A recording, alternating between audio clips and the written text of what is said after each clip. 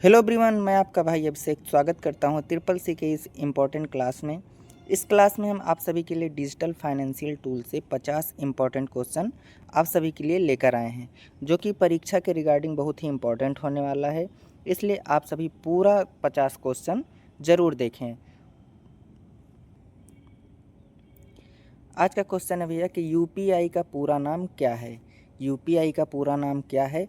आप triple C के जो भी एग्ज़ाम्स होते हैं उसमें भैया डिजिटल फाइनेंशियल टूल से कम 6 से 8 क्वेश्चन ज़रूर पूछे जाते हैं। इसलिए यह पूरा क्लास आप सभी के लिए बहुत ही इम्पोर्टेंट होने वाला है। इसलिए पूरी क्लास ध्यान से पढ़ते चलिएगा और समझते चलिएगा, और ये भी बताते चलिएगा कि आप सभी कितना क्वेश्चन सही किए हैं। तो चलिए हम पहला क्वेश्चन सॉल्व करते हैं। पहला क्वेश्चन क्या है, यूपीआई का पूरा नाम क्या है। यूपीआई का पूरा नाम क्या है आप सभी को बताना है। तो हमारा यूपीआई का पूरा नाम हो जाएगा भैया option number A. Option number A क्या है, unified payment interface. Unified payment interface आप सभी का आंसर ए सही हो जाएगा। अगला क्वेश्चन क्या है, यूपीआई किसके द्वारा विकसित किया गया है। क्या है क्वेश्चन, यूपीआई किसके द्वारा विकसित किया गया है आप सभी को बताना है। यूपीआई भैया किसके द्वारा विकसित किया गया है। यूपीआई विकसित किया गया है एनपीसीआई के द्वारा। एनपीसीआई के द्वारा आप सभी का यूपीआई विकसित किया गया है। ऑप्शन नंबर बी हमारा सही हो जाएगा। अगला क्वेश्चन है, भीम ऐप किससे संबंधित है। जो हमारा भीम ऐप है वो किससे संबंधित है।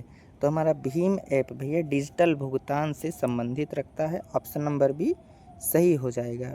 डिजिटल भुगतान, भीम ऐप किससे संबंधित है, तो डिजिटल भुगतान भीम ऐप से संबंधित है। तो ऑप्शन नंबर बी हमारा सही हो जाएगा। अगला क्वेश्चन है कि यूपीआई पिन का उपयोग किस लिए किया जाता है। जो यूपीआई पिन होता है उसका उपयोग किस लिए किया जाता है, तो आप सभी को बताना है भैया। यूपीआई पिन का उपयोग किस लिए हम करते हैं, तो आपसे बताइए किस लिए करते हैं। तो हमारा सही जवाब हो जाएगा भैया, यूपीआई पिन का उपयोग हम भुगतान को सत्यापित करने के लिए करते हैं। भुगतान को क्या करने के लिए, सत्यापित करने के लिए हम यूपीआई पिन का उपयोग करते हैं। हमारा ऑप्शन नंबर बी सही हो जाएगा। अगला क्वेश्चन है, क्यूआर कोड का उपयोग हम किस लिए करते हैं। क्यूआर कोड का उपयोग किस लिए किया जाता है। क्यूआर कोड जो होता है उसका उपयोग किस लिए किया जाता है आप सभी को बताना है। क्यूआर कोड का उपयोग भैया हम डिजिटल भुगतान के लिए करते हैं। क्यूआर कोड स्कैन करते हैं, फिर हम अपना पेमेंट करते हैं आगे। ऑप्शन नंबर बी हमारा सही हो जाएगा। डिजिटल भुगतान के लिए हम क्यूआर कोड का उपयोग करते हैं। अगला क्वेश्चन क्या है कि ओटीपी का पूरा नाम क्या है। ओटीपी का पूरा नाम क्या है, तो आप सभी को पता होगा ओटीपी का पूरा नाम होता है one time password. One time password option number A हमारा सही हो जाएगा। यूपीआई का पूरा नाम वन टाइम पासवर्ड होता है, जो कि ऑप्शन नंबर ए है वो सही हो जाएगा। चलते हैं अगले क्वेश्चन की ओर। अगला क्वेश्चन क्या है भैया, अगला क्वेश्चन है ओटीपी कितनी बार उपयोग किया जा सकता है। तो जैसा कि आप सभी को पता है कि ओटीपी का फुल फॉर्म होता है वन टाइम पासवर्ड। इससे ही पता चलता होगा कि ओटीपी का उपयोग हम केवल और केवल एक बार कर सकते हैं। एक बार कहाँ है, केवल और केवल एक बार कर सकते हैं। ऑप्शन नंबर बी हमारा सही हो जाएगा। अगला क्वेश्चन क्या है कि इंटरनेट बैंकिंग का उपयोग किसके लिए होता है। इंटरनेट बैंकिंग का उपयोग किसके लिए होता है आप सभी को बताना है। इंटरनेट बैंकिंग का उपयोग हम ऑनलाइन बैंकिंग सेवाओं के लिए करते हैं, जो कि ऑप्शन नंबर ए सही हो जाएगा। ऑनलाइन बैंकिंग का उपयोग हम इंटरनेट बैंकिंग के उपयोग से करते हैं। ऑप्शन नंबर ए सही हो जाएगा। अगला क्वेश्चन क्या है, मोबाइल बैंकिंग किस माध्यम से की जाती है। जो मोबाइल बैंकिंग होती है वो किस माध्यम से हम करते हैं, तो आप सभी को पता होगा। हम जब मोबाइल बैंकिंग का उपयोग करते हैं भैया, वो जो होता है मोबाइल फ़ोन से करते हैं। ऑप्शन नंबर ए सही हो जाएगा। अगला क्वेश्चन है कि डेबिट कार्ड किससे जुड़ा होता है। क्या डेबिट कार्ड जो होता है वह किससे जुड़ा होता है, तो आप सभी को बताना है। डेबिट कार्ड किससे जुड़ा होता है। डेबिट कार्ड आप सभी को पता होगा कि जो बैंक अकाउंट होता है भैया, बैंक अकाउंट से हमारा डेबिट कार्ड जुड़ा होता है, बैंक खाते से। ऑप्शन नंबर ए हमारा सही हो जाएगा। अगला क्वेश्चन है, क्रेडिट कार्ड में भुगतान किसके पैसे से होता है। जो हमारा क्रेडिट कार्ड होता है उससे हम किसके पैसे से भुगतान करते हैं, आप सभी को बताना है। क्रेडिट कार्ड में भुगतान किसके पैसे से होता है, तो आप सभी को बताइए भैया क्या हो जाएगा सही जवाब। तो हमारा सही जवाब होगा भैया, क्रेडिट कार्ड से हम भुगतान करते हैं बैंक द्वारा दी गई क्रेडिट सीमा से। ऑप्शन नंबर बी हमारा सही हो जाएगा। अगला क्वेश्चन क्या है, एटीएम का पूरा नाम क्या है, आप सभी बताइए क्या है। एटीएम का पूरा नाम हो जाएगा भैया automated teller machine. Automatic teller machine. Option number जो हमारा सी है ये सही होने वाला है। अगला क्वेश्चन क्या है, IMPS का पूरा नाम क्या है। IMPS का पूरा नाम क्या है, आप सभी बताइए। IMPS का पूरा नाम हो जाएगा इमीडिएट पेमेंट सर्विस। किस ऑप्शन पे है, option number A, immediate payment service IMPS का पूरा नाम हो जाएगा। अगला क्वेश्चन क्या है, NEFT का पूरा नाम क्या है। नेफ्ट का पूरा नाम क्या है, आप सभी को बताना है। नेफ्ट का पूरा नाम क्या है, तो नेफ्ट का पूरा नाम हो जाएगा भाई नेशनल इलेक्ट्रॉनिक फंड्स ट्रांसफ़र। किस ऑप्शन पे है, option number A. Option number A हमारा सही होने वाला है। आप सभी नोट कर लीजिएगा, national electronic funds transfer NEFT का पूरा नाम हो जाएगा। अगला क्वेश्चन क्या है कि RTGS का उपयोग किसके लिए करते हैं। किसका उपयोग, RTGS का उपयोग हम किसके लिए करते हैं, किसके लिए होता है, आप सभी बताइए।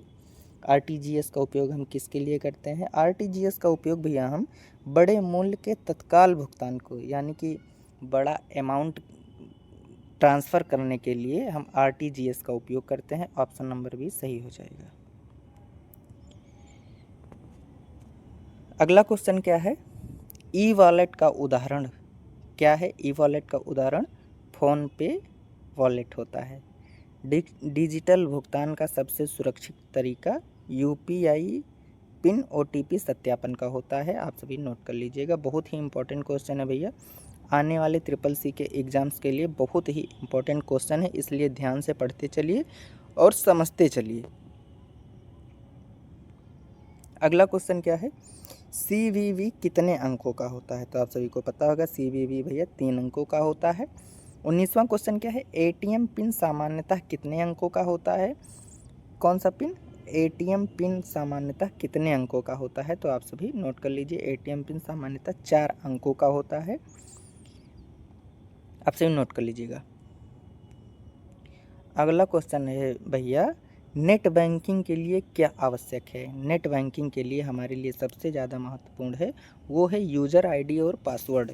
नेट बैंकिंग का उपयोग आप सब तभी कर सकते हैं जब आपके पास यूज़र ID होगा और उसमें आप पासवर्ड से मैच कराएंगे, पासवर्ड से ऐड करेंगे, तभी आप नेट बैंकिंग का उपयोग कर सकते हैं।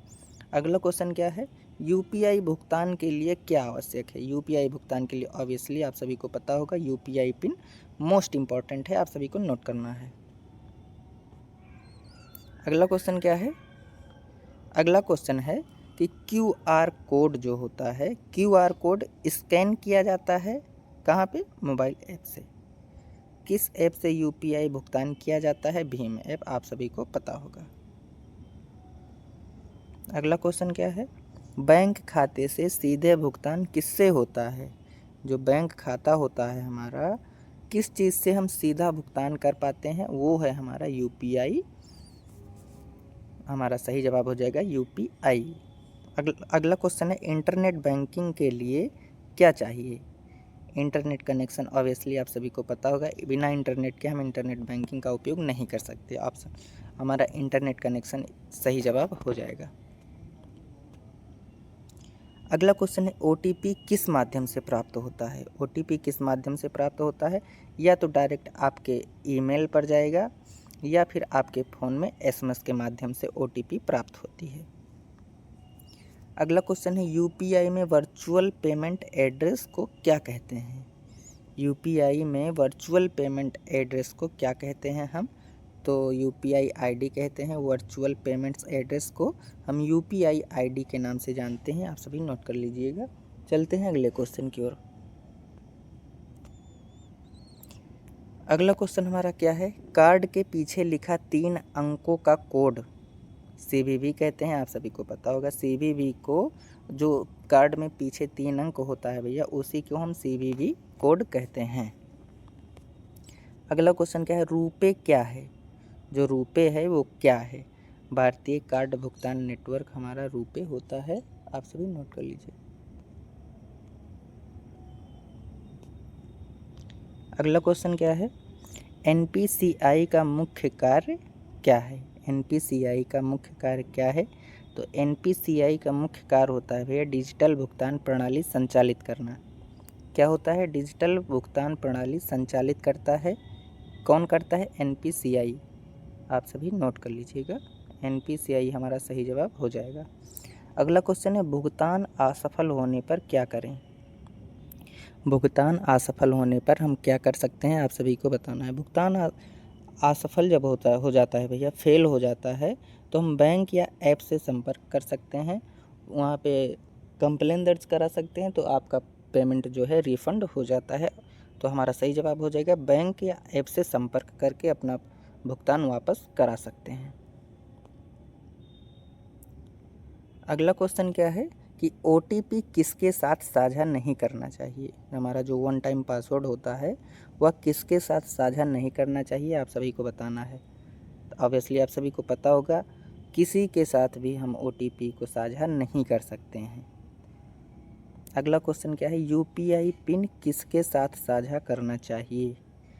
तो ये भी आप सभी को पता होगा, UPI जो पिन होता है वो किसी के साथ साझा नहीं करना चाहिए, नहीं तो आप सभी का पेमेंट भी खाली हो सकता है। इसलिए आप सभी UPI पिन किसी के साथ साझा ना करें।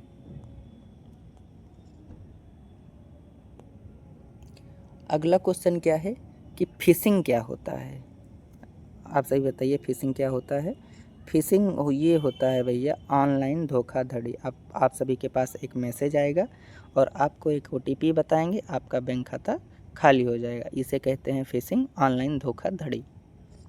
साइबर सुरक्षा का पहला नियम क्या है। साइबर सुरक्षा का पहला नियम होता है कि आप सभी अपना जो पासवर्ड है उसको मजबूत बनाएं। किसी स्पेशल कैरेक्टर के साथ आप सभी अपना पासवर्ड बनाएं, इसलिए आपका पासवर्ड हैक ना होने पाए। तो आप सभी नोट कर लीजिएगा।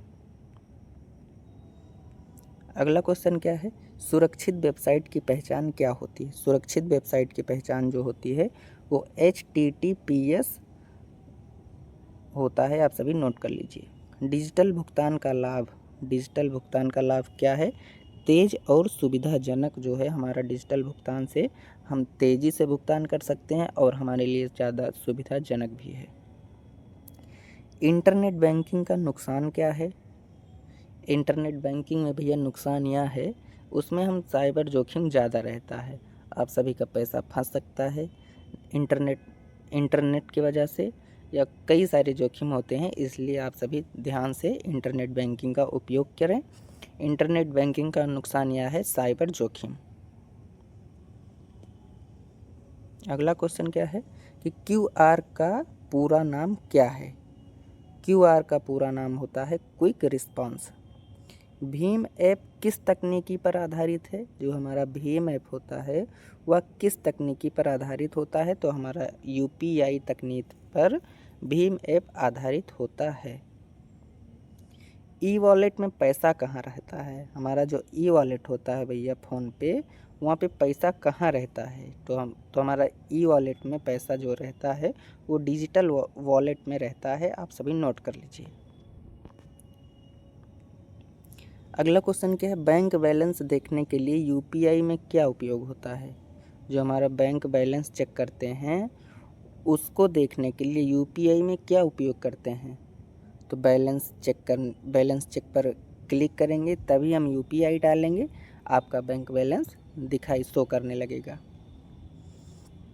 बैंक खाते को यूपीआई से जोड़ने के लिए क्या चाहिए? हमारा जो बैंक खाता होता है उसको यूपीआई से जोड़ने के लिए हमें क्या क्या चाहिए? आप सभी को बताइए क्या क्या चाहिए।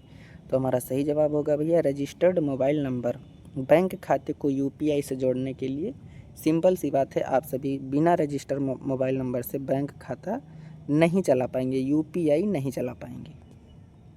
तो हमारा सही जवाब हो जाएगा रजिस्टर्ड मोबाइल नंबर बैंक खाते को यूपीआई से जोड़ने के लिए बहुत ही आवश्यक होता है।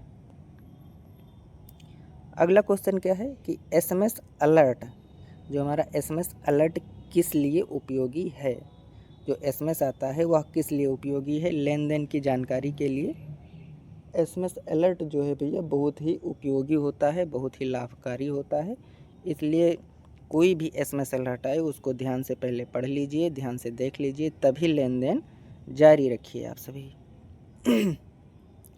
अगला क्वेश्चन क्या है? अगला क्वेश्चन है कि कैशलेस ट्रांजैक्शन क्या होता है?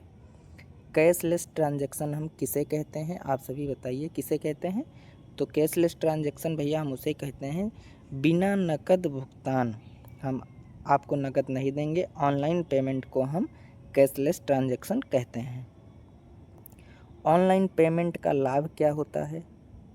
आप सभी बताइए ऑनलाइन पेमेंट का लाभ क्या होता है? इसमें सबसे ज़्यादा लाभ होता है भैया, इसमें आपको समय की बचत हो जाती है, आप सभी को बैंक नहीं जाना पड़ता है, आप घर बैठे फ़ोन से ही अपना ऑनलाइन पेमेंट कर सकते हैं। दूसरे फ़ोन पे अपने फ़ोन से तुरंत सेकंडों में आप पैसा भेज सकते हैं। ऑनलाइन पेमेंट का यही सबसे बड़ा लाभ है कि आपकी सबसे ज़्यादा महत्वपूर्ण जो समय होता है वो समय की बचत हो जाती है। अगला क्वेश्चन क्या है देखते हैं। अगला क्वेश्चन है कि साइबर फ्रॉड से बचने का तरीका क्या होता है? आप सभी बताइए जो साइबर फ्रॉड हो जाता है उससे बचने के लिए हम क्या कर सकते हैं, उसका तरीका क्या होता है?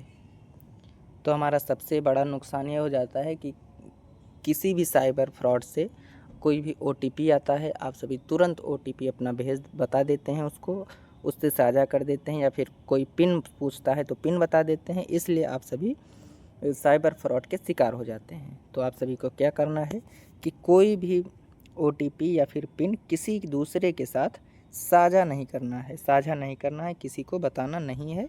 इसलिए आप सभी ध्यान से देखिएगा, ओटीपी या फिर पिन किसी के साथ साझा ना करें साइबर फ्रॉड से बचने के लिए।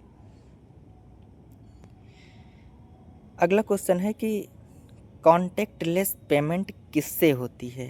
कॉन्टैक्टलेस पेमेंट जो होता है भैया वो किससे होती है? तो आप सभी को बताना है।